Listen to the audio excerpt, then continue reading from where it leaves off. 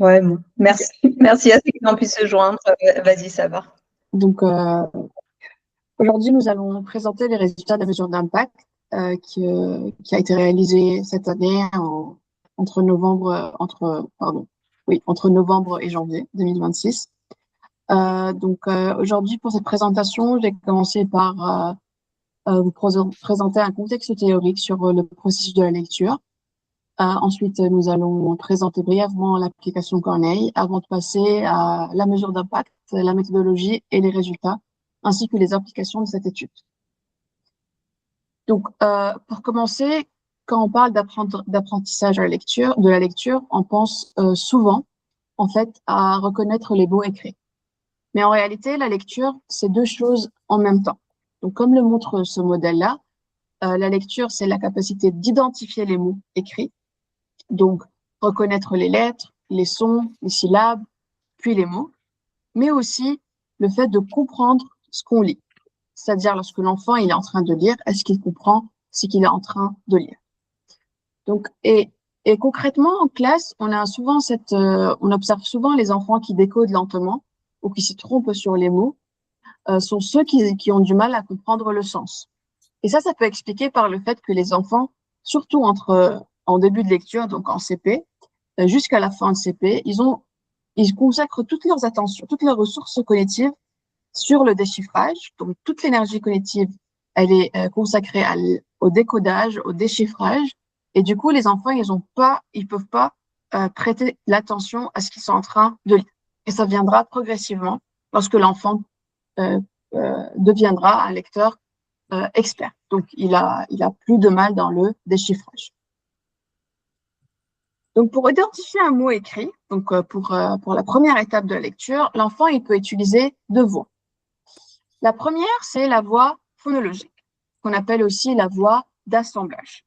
Ici, l'enfant, lorsqu'il est face à un mot, il va regarder les lettres, il va associer chaque lettre ou un groupe de lettres à un son, puis il va assembler les sons pour former le mot. Par exemple, ici, pour le mot papillon, l'enfant, il va traiter chaque lettre ou groupe de lettres ensemble et jusqu'à pouvoir arriver à dire le mot papillon. Et la voie de la phonologique, c'est la voie qui est utilisée au début de la lecture. Une fois que l'enfant commence à lire, c'est celle qui va privilégier en premier. Et elle est indispensable pour tout apprentissage d'un mot nouveau. Lorsqu'il n'est jamais vu, un mot qui est nouveau va être lu de manière phonologique. Même nous, en tant qu'adultes, lorsqu'on rencontre un mot pour la première fois, on utilise la voie phonologique pour le lire. La deuxième voie, c'est la voie lexicale, qu'on appelle aussi la voie d'adressage. Ici, l'enfant, il va reconnaître le mot directement parce qu'il l'a déjà vu plusieurs fois. Donc, c'est le fait de reconnaître immédiatement, d'un seul coup, le mot et les caractéristiques visuelles. Et aussi, ce qu'il faut dire ici, que cette voie, contrairement à la voie phonologique, elle va permettre de lire des mots qu'on connaît déjà d'une manière plus rapide et plus fluide. Et cette voie lexicale, elle est très dépendante de la voie phonologique. C'est-à-dire, pour pouvoir lire des mots de manière rapide et automatique, il faut avoir rencontré le mot pour la première fois et l'avoir décodé correctement avec de la phonologie. Donc, plus on lit avec de la phonologie, plus on automatise et on reconnaît les mots à fur et à mesure qu'on les rencontre dans différents contextes.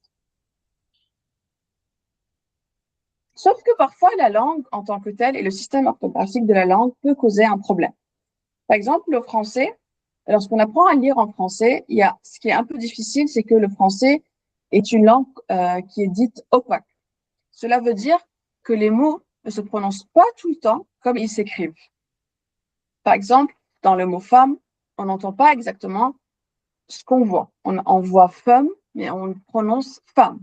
Pareil pour monsieur, pareil pour le 7 où il y a un P qui ne se prononce pas, et pour l'automne aussi qui a le M qui n'est pas prononcé. Donc, qu'est-ce que ça implique? Ça implique que certains mots en français doivent être mémorisés sans devoir passer par la voie phonologique. Pourquoi? Parce qu'ils ne peuvent pas être lus simplement en appliquant les règles et les correspondances phonologie des phonèmes en graphème. Et c'est pour cela que la voie lexicale est aussi importante en français. pour pouvoir automatiser la lecture de ces mots-là. Donc, en tenant compte de ces deux voies de lecture, il faut aussi comprendre que pour lire, il y a une progression qu'on suit. Donc, comme on le fait en classe, on apprend au début les lettres, puis les syllabes, puis les mots, et jusqu'à ce que les mots puissent être identifiés dans des phrases et des textes, tout en étant capable de les comprendre. Mais, sauf qu'il y a, dans cette progression, il y a deux facteurs à prendre en compte et qui peuvent freiner l'enfant dans l'apprentissage. C'est la complexité de la structure. Par exemple, lorsqu'on commence la lecture des syllabes, c'est plus facile de lire les syllabes main que, par exemple, la syllabe bras. C'est plus facile de lire mu que blu. Voilà, ça dépend des agencements de consonnes. Et aussi à la vitesse de lecture. Donc, à fur et à mesure que l'enfant progresse, il va être plus rapide. Mais au début, comme je l'ai dit dans la première slide, la lecture, elle est lente parce que l'enfant, il est encore un lecteur débutant. Donc, en prenant en compte ces infos-là, en classe, ce qu'il faut observer, c'est non seulement si l'enfant, il arrive à lire, mais aussi comment il lit. Est-ce qu'il lit lentement? Est-ce qu'il hésite? Est-ce qu'il s'agit d'une lecture très segmentée? Ou, et surtout, est-ce qu'il comprend ce qu'il est en train de lire? Donc, pourquoi certains enfants, quand même, ils accrochent et d'autres pas? Donc, parce que il faut savoir que pour entrer facilement dans la lecture, il y a des prérequis qui sont importants à mettre en place. Et si ces prérequis ne sont pas bien construits, l'enfant, il va rencontrer des difficultés. Même avant, donc ce sont des compétences qu'on voit même avant que l'enfant lise. Il y a 4 principes. La première, c'est la représentation phonologique. Donc, est-ce que l'enfant, il a bien construit l'image sonore des mots dans sa tête? Il y a la conscience phonologique. Est-ce qu'il peut manipuler les sons de manière consciente du mot? C'est-à-dire, est-ce qu'il peut enlever la première syllabe et dire qu'est-ce qui reste? Est-ce qu'il peut inverser les syllabes? Est-ce qu'il peut identifier les rimes? Donc, ce qui est commun. La troisième, c'est la mémoire de travail qui permet de garder une information en tête pendant qu'on la manipule. C'est souvent le cas, par exemple, lorsqu'on fait des dictées de mots. Si on dit à l'enfant d'écrire le mot tomate, il va garder en tête le mot tomate, il écrira la première syllabe qui est to, il reviendra dans sa mémoire pour dire, OK, j'ai enlevé to, qu'est-ce qui reste? Il y a ma et il y a te. Donc, ça, c'est très important pour conserver la mémoire phonologique en tête. Et enfin, le vocabulaire et les lettres. Plus on a un vocabulaire qui est développé, plus on peut identifier les lettres rapidement et aussi comprendre les mots qu'on est en train de lire. Aujourd'hui, dans cette présentation, et parce que c'est ce qu'on a cherché à travailler dans cette méthode, dans la mesure d'impact, surtout la conscience phonologique et son lien avec la lecture. Donc, la conscience phonologique, c'est la capacité à réfléchir consciemment sur les sons de la langue, les identifier, les segmenter et les manipuler. La conscience phonologique, elle se construit de manière progressive. D'abord au niveau de la syllabe, ensuite au niveau de la rime, et enfin, le niveau le plus difficile, c'est le phonème. C'est pouvoir dire que dans le mot mouche, la première syllabe, c'est mou, et dans la première syllabe mou, le premier phonème, c'est m. Donc ça, c'est très difficile pour l'enfant. Et s'il n'a pas acquis la conscience phonologique au niveau de la syllabe et au niveau de la rime, ça serait très difficile de passer au niveau du phonème. Et ici, la mémoire de travail, elle intervient parce qu'elle doit permettre à l'enfant de garder le mot en mémoire pour le manipuler de manière continue et automatique. Donc, dans cette partie théorie, l'idée importante, elle est la suivante. Apprendre à lire, ce n'est pas seulement apprendre les lettres, c'est aussi construire progressivement plusieurs compétences, comme le décodage, la reconnaissance rapide, la conscience phonologique, la mémoire, le vocabulaire et l'accès au sens. Et pour vous en classe, cela permet de mieux comprendre pourquoi certains enfants lisent difficilement, pourquoi des enfants ils sont un peu plus lents que d'autres, et aussi pourquoi il y a des mots qui peuvent être plus difficiles que d'autres en fonction du niveau de la lecture. Maintenant, je vais passer à à présenter brièvement l'application Corneille, qui est une application de lecture qui est présentée et pour les enfants du cycle 1 et du cycle 2, donc de la petite section OCP CO1. C'est une application c'est plutôt une plateforme d'éducation d'apprentissage de lecture qui a pour but de faciliter la lecture, de différencier les profils et même de remédier au cas où il y a des difficultés. C'est très utile pour les enseignants parce que ça leur permet de différencier l'enseignement de la lecture et d'adapter un outil numérique d'entraînement à sa pédagogie. Et pour les élèves, ça donne un goût de la lecture et c'est une plateforme sur laquelle ils peuvent reconnaître leur progrès, ils peuvent progresser en lecture et célébrer leur réussite. Corneille peut être utilisé en individuel sur tablette ou sur l'ordinateur, en petits groupes aussi sur tablette ou ordinateur, et en classe entière ou en groupe, donc par l'enseignante sur le vidéoprojecteur, par exemple. En grande section, ce qu'on trouve et en CP, on trouve surtout des jeux qui sont proposés pour travailler les prérequis du langage écrit, qui est la conscience phonologique. Donc, c'est surtout des activités pour renforcer ces prérequis-là, jusqu'à ce que l'enfant puisse rentrer facilement dans l'assemblage. Alors que pour les enfants qui sont un peu plus grands, il s'agit d'activités qui ciblent directement le décodage phonologique, donc la lecture avec de la phono, où l'enfant va progresser à fur et à mesure sur des activités de dictée, des activités de détection de la rime, et même des lectures enregistrées de phrases. Maintenant, je vais attaquer la mesure d'impact. Je vais commencer par la méthodologie. Dans cette étude, nous avons inclus un total de 133 élèves repartis dans 11 classes dans le département du Cher. Les enfants étaient repartis entre deux niveaux scolaires, la grande section et le CP. Nous avons ensuite distingué deux groupes. D'un côté, on a le groupe expérimental, c'est-à-dire les élèves qui ont bénéficié de l'intervention avec l'application, et on a un groupe témoin qui n'a pas bénéficié de cette intervention pendant la même période. Pour la grande section, il y avait 33 élèves dans le groupe expérimental et 35 élèves dans le groupe témoin. Et pour le CP, il y avait 31 élèves dans le groupe expérimental et 34 élèves dans le groupe témoin. Pourquoi on a cette répartition? Parce que l'objectif, c'est de pouvoir comparer les progrès des élèves qui ont utilisé l'application avec ceux des élèves qui ont suivi un enseignement habituel. Et avant de présenter la méthodologie, il est aussi important de remercier les équipes éducatives, les coordinateurs pédagogiques et tous les élèves sans qui cette étude n'aurait pas eu lieu. Donc, la méthodologie, elle s'est déroulée sur plusieurs étapes. D'abord, il y a eu les pré-tests, qu'on appelle ici T0.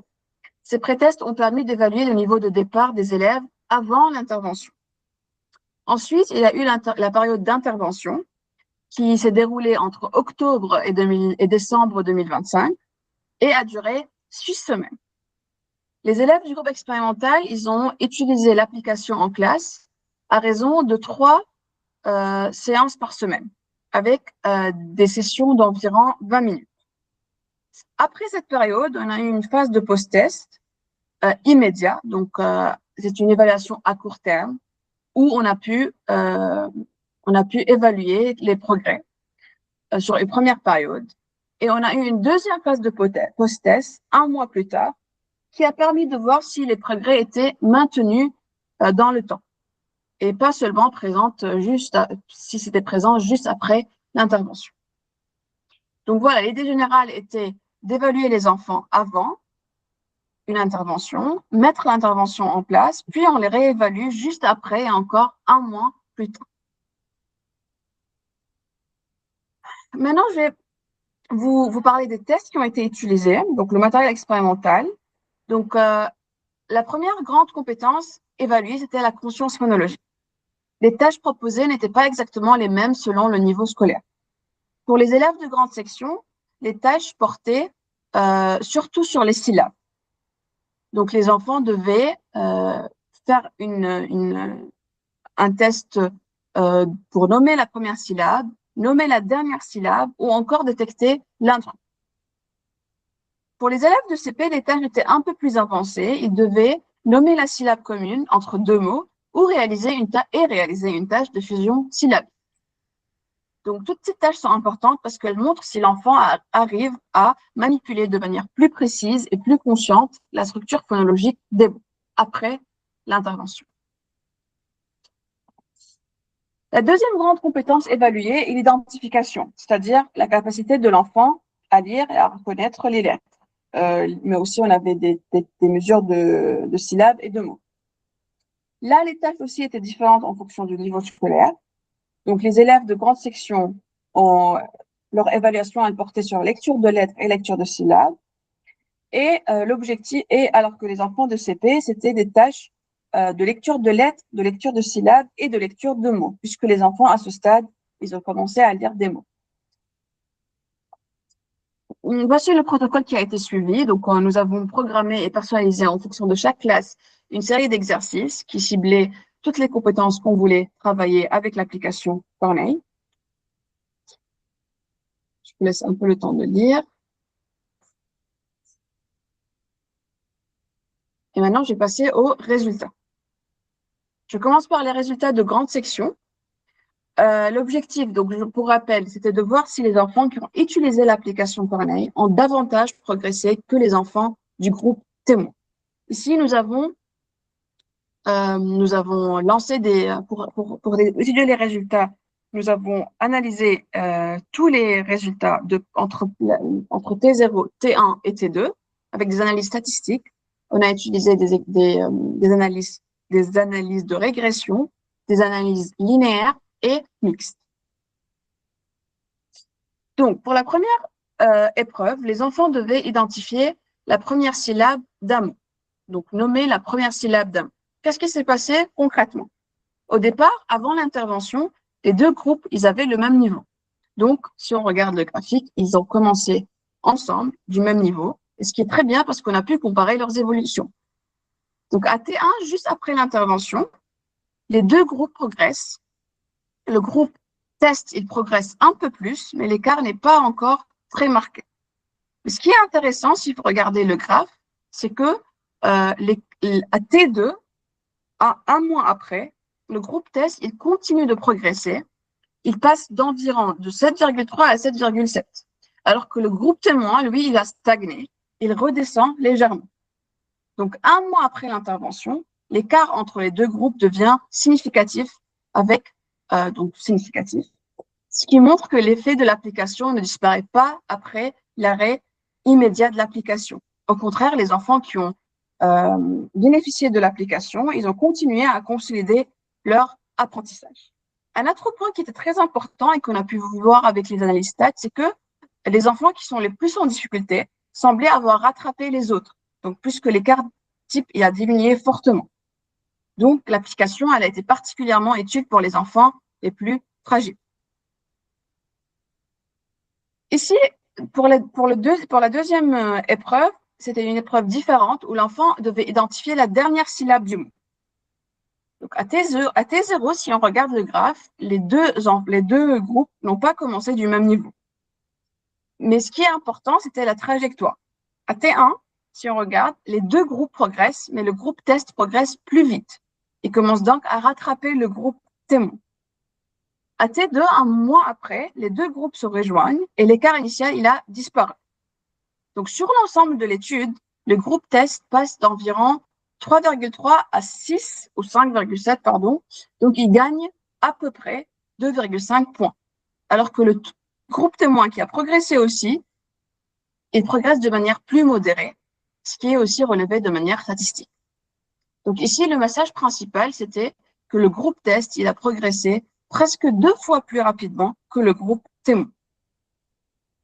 Même s'il partait d'un niveau plus faible au départ, et c'était quelque chose qu'on a pu aussi relever et vérifier avec les stats, c'est qu'on a pris en compte avec un test ANCOVA la différence de baseline au début, et même malgré cette différence, la vitesse de progression du groupe test était plus rapide à la fin.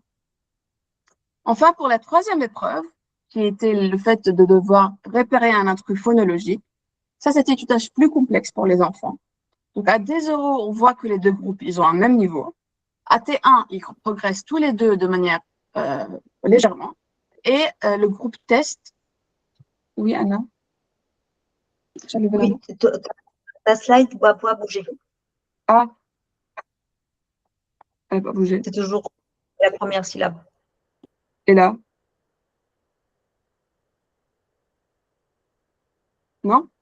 Toujours pas? Toujours pas de jour. On est bien à épreuve 3, détecter l'intrus. Oui. Moi, j'ai aucun problème, hein, les slides défilent correctement depuis tout à l'heure. Ah, c'est chez toi, Anna, je pense. Bon, bah, ça marche. Vas-y. Donc, je disais que les deux groupes, ils étaient au même niveau. Ils ont progressé légèrement ensemble à T1, sauf que le groupe test était un peu au-dessus. Mais la différence statistique n'était pas significative. À T2, le groupe test reste légèrement supérieur au groupe témoin, sans que l'écart aussi devienne significatif.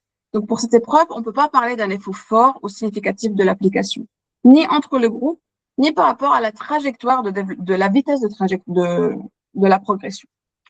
Mais ce qui est très important de nuancer ici, que les scores restent autour de 5 à 6 sur 9 dans les deux groupes, ce qui montre que la tâche reste difficile pour tous les enfants de grande section. Donc, si on résume cette partie des résultats sur la conscience phonologique, on voit que l'application Corneille montre un effet réel sur les compétences phonologiques, surtout pour l'épreuve la première épreuve qui était nommée la première syllabe, alors que pour détecter l'intrus, qui était une épreuve plus difficile et plus complexe au niveau cognitif, l'effet était il n'était pas relevé. Donc, globalement, Corneille semble surtout aider les élèves de grande section à renforcer les bases phonologiques nécessaires à l'entrée dans la lecture, donc des compétences basiques, avec un effort qui s'inscrit dans le temps. Et surtout, ce qui est très important, c'est que c'est bénéfique pour les enfants les plus fragiles. Maintenant, je vais passer aux épreuves de lecture des enfants de grande section. Donc, on a une lecture de lettres et aussi on a une épreuve de lecture de syllabes. Pour la première épreuve qui est la lecture de lettres, on regarde et on voit qu'à T0, les deux groupes ne partent pas exactement du même niveau.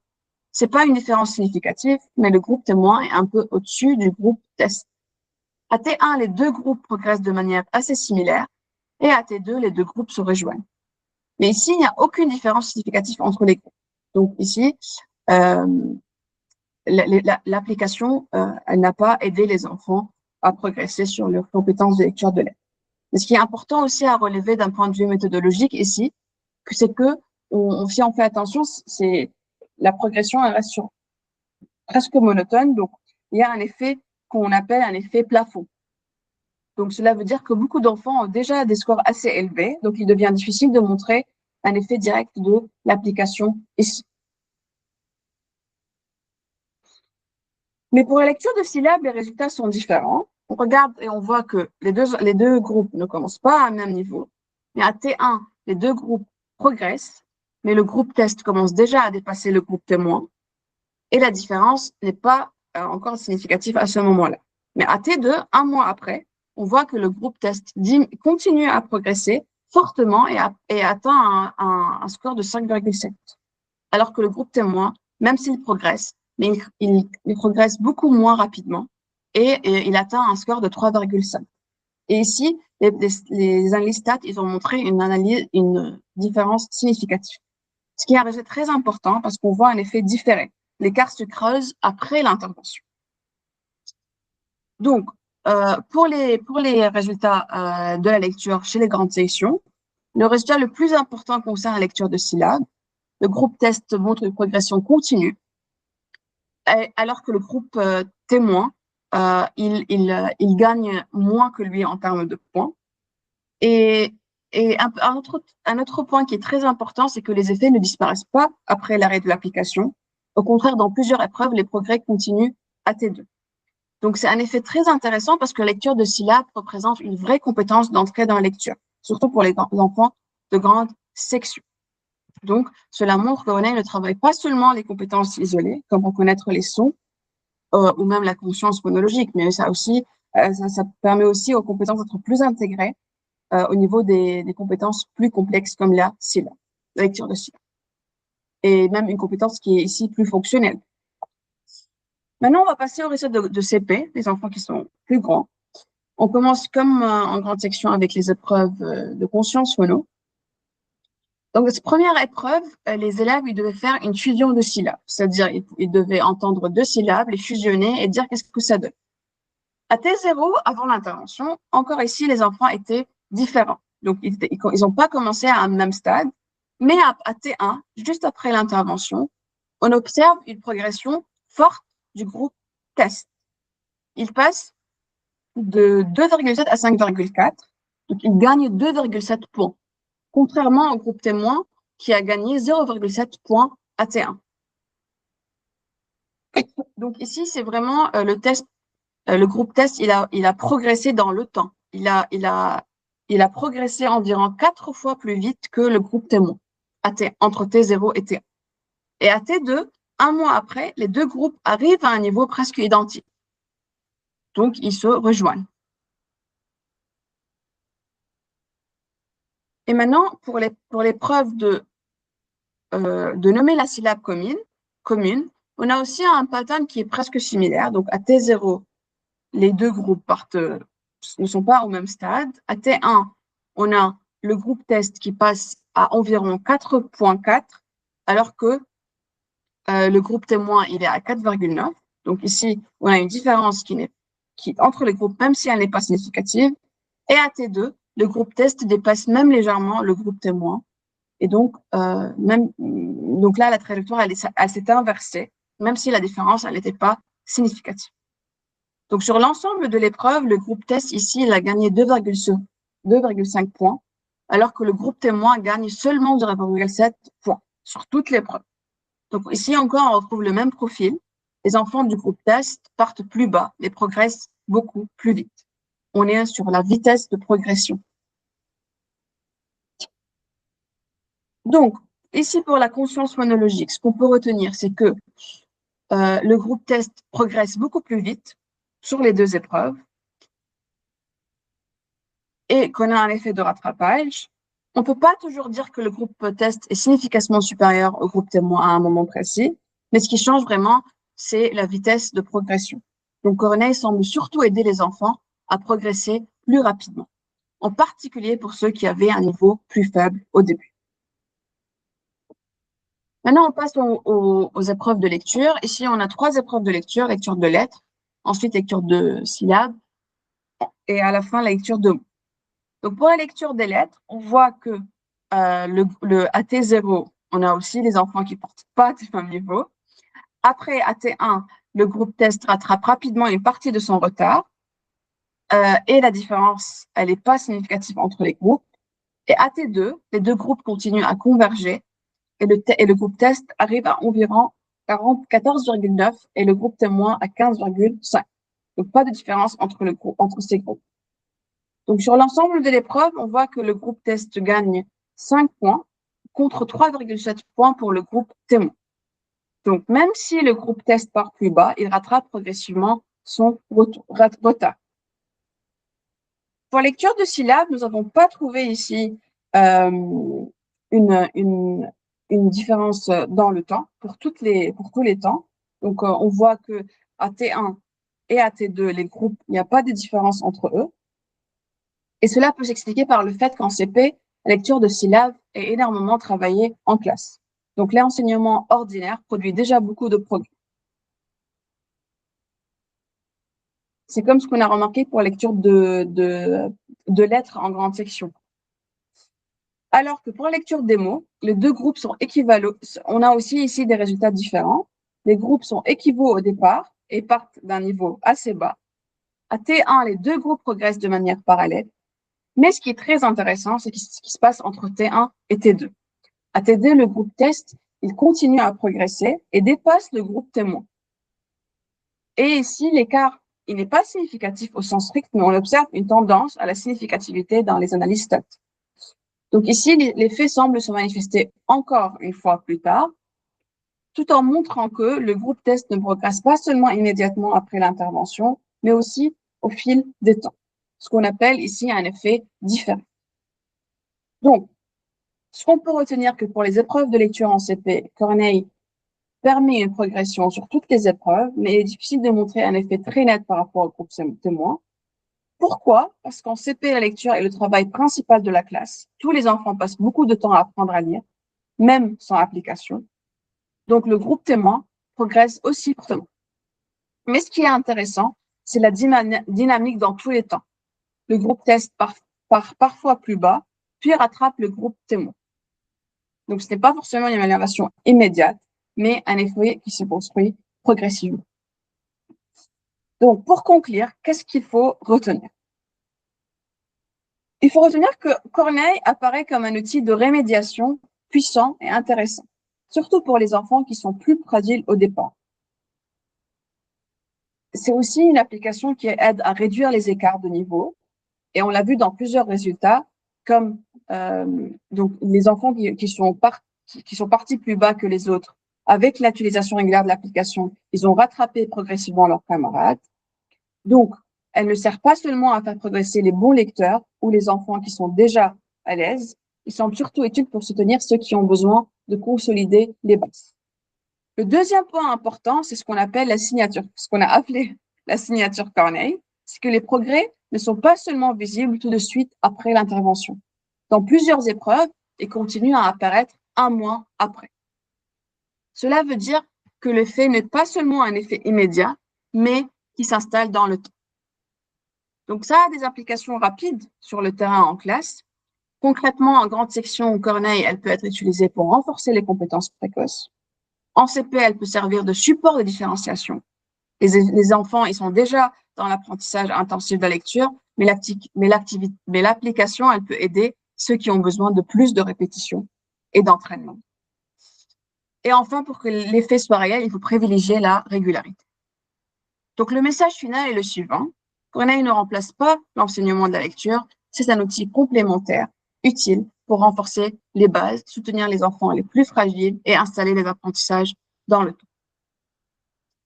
On peut utiliser Corneille en classe, sur tablette en autonomie, lorsqu'on veut viser ou entraîner ou accompagner les enfants qui sont en difficulté, ou même renforcer dans les enfants en petits groupes. Et si jamais on veut aussi poursuivre l'apprentissage à la maison, on peut même programmer et personnaliser des parcours à l'enfant pour qu'il puisse les utiliser à la maison. Merci encore une fois.